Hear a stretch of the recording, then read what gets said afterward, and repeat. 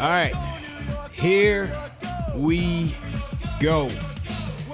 Knicks in Detroit on the second half of a back-to-back against a Pistons team that was struggling just to field a team out there tonight.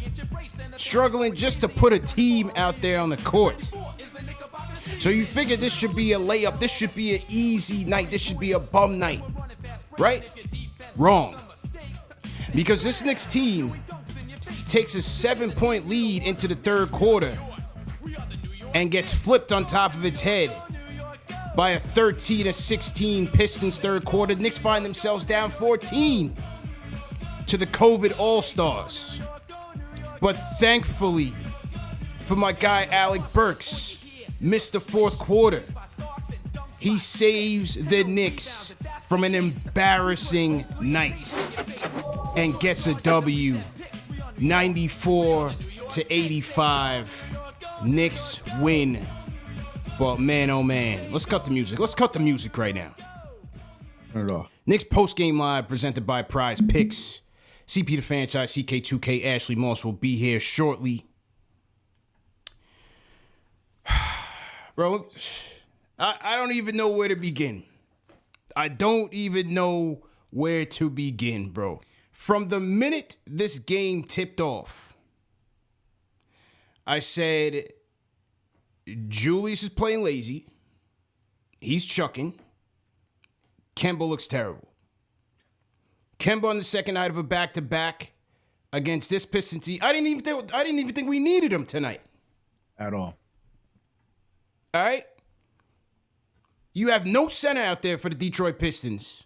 And the minute I see Julius dancing and lollygagging on the perimeter, I already knew what time it was tonight. No energy, not even playing hard. Nevertheless, they coast to a 7-point halftime lead. Third quarter starts, and 3 straight turnovers lead to Pistons buckets. They got Sadiq Bey looking like Scottie Pippen. And Hamidou Diallo looking like Tracy McGrady out there. So we could talk about Sadiq, we could talk about Diallo. You just look right at the Knicks, barring everything you just said, and you see that our entire starting five, outside of Quentin Grimes, is a negative 20-something. And if you look at it and you think that we played like the Warriors, you think that we played the Bucks, you think that we played one of these top echelon teams, and then you look at the bench, and I'm looking at plus 39, plus 36, plus 31, plus 28, plus 27.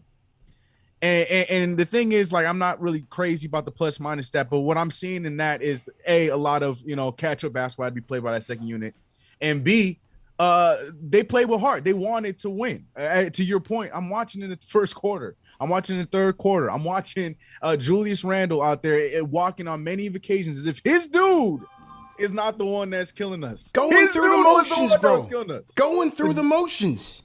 Sadiq Bey, 32 points. And mind you, Sadiq Bey's been on a great tear. Picked him up for Prize Picks. Appreciate you on the over on that. But a lot of it had to do because I knew that we was going to get the effort that we got from Julius Randle. And what's embarrassing about outside of who was playing for the Pistons at this time was after a game like last night, where you're getting killed, everyone's saying saying that regards to the win, you have another opportunity to one-up that when they have damn near nobody else except for Sadiq Bey that can stop you on that team. And this is your opportunity to go out there and take care of business, to go out there and write your name, go out there and show how angry and pissed off you are at us. At the very least, show that you care about this team. Show that you care about the Knicks posting on Twitter that you should be an all-star. Show that you care about all those things. You get that opportunity, and you give us 5 points. Your bench unit without Derrick Rose, put that into perspective. Without Derrick Rose, who is one of the most consistent players, if not the most consistent player on this team, especially with that second unit, is not even playing, and you're still getting outplayed by your bench unit. That is not okay. I'm not sure what else you can do with that starting lineup to change the issues here. Start with the effort. You got to start with effort, Ash. Lack of effort. Yeah, this is a problem. You guys hear me? Loud and clear, bro. What's good? Nice. Shout out to you guys. Shout out to Ash, CK, and yourself, CP, everyone on the show. Rapid fire, rapid fire. A few quick points. Yep. Let's start with Kemba. I guess my question to you guys is where are we headed here? What do we do now? Last 3 games, he is 7 of 23, 25% from the field. He's 5 of 18 from 3 at 27%. His first 4 games that he was started, he averaged 40 minutes. And now this is his first back-to-back. And you started to see the last 3 games, the legs are starting to maybe, catch up to him. The shot's starting to go short. The energy is a little low. That's something that I'm interested to see where we're headed there with the conditioning and the health of Kemba. Now with Obi, through three quarters, CP, he played a total of 9 minutes and 55 seconds. Through 3 quarters of basketball, there's 36 minutes. So, I know he played the whole fourth, but I think it was a situation where Tibbs was just forced to play the hot hand. So this is the continuation of that, polarizing topic of why is Obi not getting more minutes? And on top of that, bro, Tibbs is saying Randall's nicked up. So you got Randall nicked up. You playing against the COVID All-Stars in Detroit. But we still got to go to him for 9 out of the 12 minutes in the third quarter when we're down 14 points.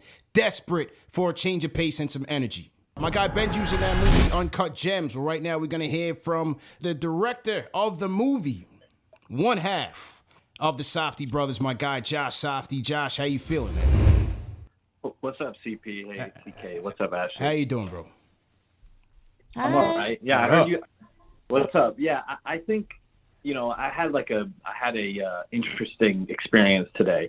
There's an OG who hangs out on the corner, and he said, every game he gets up and down as if we get a W or an L. If we get a W, he's up like all of us. Mm-hmm. If we get an L, he's depressed until the next game. He saw me this morning. He said he was feeling all up, and I looked at him and I said, "What are you excited about?" He's like, "We got the W. We're going to turn things around." I was like, "Dude, what we watched last night was not basketball. That wasn't basketball. That was, I don't know what it was. It was like a G League scrimmage." And he looked at me and he said something very simple. He was like, "I thought you were a fan." And then it kind of rocked me because I was like, I am a fan. I'm a fan first, but I can't help but be very disturbed by what I'm seeing in the team. And like, when you direct a movie, and I'm not saying like whatever, I have this, this perspective. When I'm directing a movie, I have big personalities. I got big egos I have to maintain. They say directing is like part babysitter, part directing. Mm-hmm. That's what Tibb has on his hands right now. He has to babysit, lots of egos, and he's got to deal with front office, and he's in a spot because right now, Ashley, I hear you. You're saying that Julius Randle has skills, which we all know. We saw it last year. But for the majority of his career, his skills have not made him a winner. That's just a fact. Last year was an anomaly. He shut me up. He shut all of his naysayers up, and I became a believer. And just like all Knicks fans, we're all abused people. We're like people from an abused relationship where we get a little bit of love and we excuse all the bad things that happen throughout the whole relationship. And that's what happened. That's what I feel. I feel like I've been disrespected by Julius Randle. I feel like all Knicks fans have, because last year he played himself into a contract. Yeah, he took less money, but for what? Like last year there was no playbook against him. The playoffs came around. They figured out a way to guard him, and he disappeared, and he hasn't really returned. And how did he handle that? He's handled it by being, a sourpuss. Like his body language on the court is horrible. He might be our worst defender right now, and that's crazy. Kids can't bench him, right? You guys think he can't bench him? But he it's not about bench. But you gotta hold him accountable properly, man.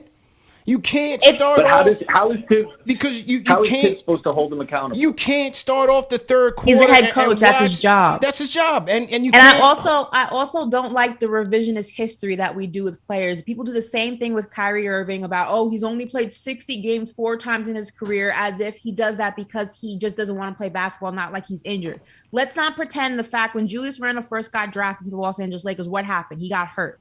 missed the entire season. Yeah, He course. said he had multiple 45, 34. I'm looking at the stats right now. Multiple. He was the only Laker in the 2017-2018 season to play all 82 games. He had games where he had 36 points, 45 points. In New Orleans, let's not act like he was a scrub. He was on a scrub team. But he had career high games of 45 points. It's not about that.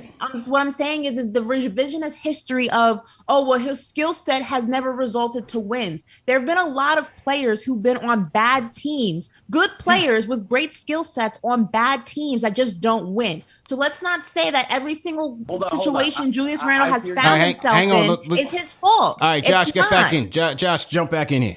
I hear you, Ashley, and I respect that, but I think there's a lot of, I'm curious to know who the great players on losing teams are, because I think the best example of that would be Kevin Love, because Kevin Love was on a bad team in Minnesota, but it took him going to play with LeBron James to be on a winning team. So I can't stand numbers guys on losing teams, on lottery teams. I just can't. Because I look you're saying that Julius Randle's skill set has never resulted in wins. That's what you said. My question to you is, if you're the only player on a team with a certain skill set that puts you a tier above the guys that you're on the team with, what do you expect him to do? The greatest player in the world can't. Not everyone's LeBron James. Julius Randle's not LeBron James. Let's make that very clear. So what do you want someone to do who's tiers above the skill set of the guys that they're playing with, and they're not surrounded by a team that's conducive to winning? What do you want him to do? Play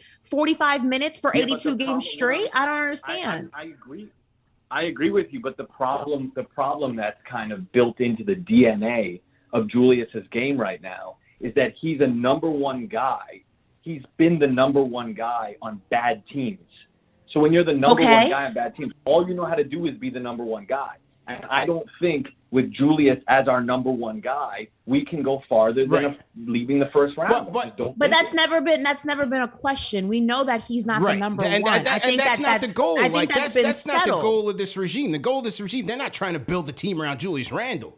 You know what I'm saying? They're trying to improve the team, but it's a process. And right now in that process, he's our guy, do or die. But with that being said, they still have an opportunity to win games. And a night like tonight, Tibbs, as the coach, has to see how this third quarter is transpiring and say, bro, you're playing like trash right now. You got to come out now. Absolutely. Send a message now. A great player. Sorry, CP. No, A great player does not have the attitude that we're seeing from Julius night in, night out right now. You just don't see that. No, superstar players have mental toughness, bro. But what Ash is saying, we know that though. I started off by saying that. I said what the difference is that between great players and everybody else is great players have the ability to adjust. I never said that Julius's mentality, his effort, and all things that fall under that umbrella are correct. And what separates him from a player like LeBron or the late great Kobe Bryant, they can adjust when they have to. They can say, okay, this is the situation I'm in. This is how I need to play. He's not doing that. But the revisionist history of, he's always been on losing teams and his skill sets never resulted in wins, that's not 100% the picture that of him being the main character in that. And that's the only thing that I'm saying, is that we have to be careful when we rewrite the history of a player's career, because there's a lot of intricate details in that. And just because I understand it's a what have you done for me lately league, but you can't erase the facts. And the facts are, Julius has never been on a winning team. And that's not to go ahead and justify how he's playing, but you can't go ahead and change what the facts are. Hey guys, this is Mo from Australia. Mo Ballin checking in from Australia. Salute, Mo. What's good? Look, first of all, love the show. Again, guys, hit the thumbs up, get that up there. Fantastic show. Look, I've got to pretty much align with what Ashley's been saying. We have to be consistent with our analysis. And just a couple of quick fire takes here. Number one, we all know Randle is not a championship winning option. He's in there for consistency, which leads me to number two, the starters aren't providing. They're hot and cold.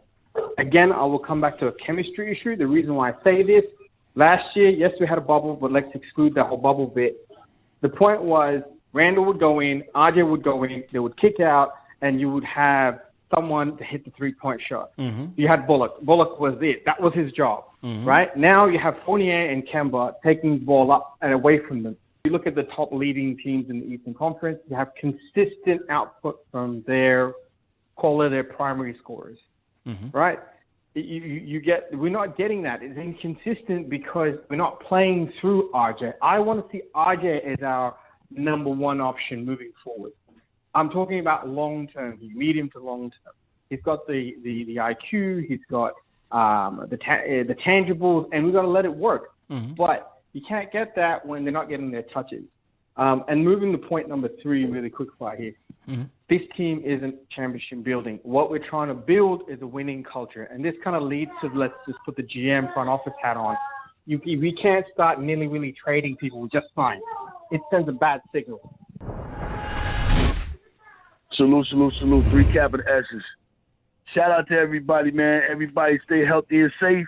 Continue on practicing this way of living and way of life, you know what I'm saying? Because that thing is still out there, you know what I'm saying? Protect yourself, protect your household, protect your loved ones, you know what I'm saying? Do everything you got to do to make sure you're doing the right thing to keep that thing up off you. Go get your vitamins, do everything you got to do. Well, I'm just going to share a couple of things real quick, you know what I'm saying? Because the whole world is divided. You know what I'm saying? It's split. It's no bridge in between us, so we're not coming together. You know what I'm saying? And sometimes it's okay, sometimes it's not. Everybody has their own opinion about this and that. That's how you make conversations. But when you take your opinions and your conversations, you know what I'm saying, and lead them into a direction, you know what I'm saying, as far as just anger, you out of control with that. The last game last year, when we was eliminated by the Atlanta Hawks, everybody stood up and applauded the squad. You know why? Because they applauded and appreciated the hard work and energy all year long. You know what I'm saying? But when I say that, I don't say that for Julius. I say that for the whole New York Knicks team. Everybody there is playing on their own time. Nobody is playing together as a team. Together, everybody always matter. I'm going to say team again. Together, everybody always matter. We're not formed together as a team. We point too many fingers. The players are pointing fingers at one another. The fans are pointing fingers at one another. The podcasters pointing fingers at one another. The chats are pointing fingers at one another. For what? Figure out a way how to come together and stop throwing everybody up under the bus.